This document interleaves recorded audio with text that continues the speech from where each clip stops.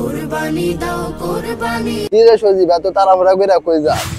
আরে বন্ধু, সামনে কুরবানি, তাই ফ্রিজ কিনতে যাইতেছি। কেন, তোর ঘরে না ফ্রিজ আছে, আবার আর একটা কিনতে হইব কেন? আরে বন্ধু কইস না, ওই ফ্রিজটা ছোট হয়েছে, তাই আর একটা ফ্রিজ কিনতে যাইতেছি। শালার ফ্রিজ গরিবের হক মারছে। কেন? এই যে তুই ফ্রিজ কিনতে যাচ্ছিস, কুরবানি শেষে তো সব গোস্ত ফ্রিজে ঢুকাবি নি। যেখানে ইসলাম বলেছে 3 ভাগের মধ্যে 1 ভাগ নিজের জন্য রেখে বাকি গোস্ত গরিব মিসকিন আর প্রতিবেশীর মধ্যে বন্টন করতে, সেখানে তো সম্পূর্ণ গোস্ত ওই ফ্রিজে ঢুকাবি নি। হ্যাঁ বন্ধু, ঠিক বলছিস, ফ্রিজে সে গরিবের হক মারছে। আমি আর ফ্রিজ কিনবো না। কুরবানি শেষে নিজের জন্য 1 ভাগ রেখে বাকি গোস্ত ফকির মিসকিন আর প্রতিবেশীর মধ্যে বন্টন করে দেব। আল্লাহ সবাইকে তোর মতো বোঝার তৌফিক দান করুক। ঈদের খুশি তখনই পূর্ণ যখন আপনার পাশে থাকা গরিব অসহায় মানুষের মুখে হাসি ফোটে।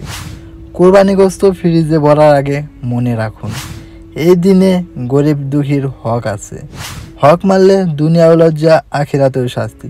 আল্লাহ আমাদের সবাইকে গরিব দুঃখী মানুষের হক আদায় করার তৌফিক দান করুন, আমিন। Thanks for watching. আর হ্যাঁ, এই ভিডিওটি একটু বেশি বেশি শেয়ার করবেন যাতে সবাই দেখতে পারে। আল্লাহ হাফেজ।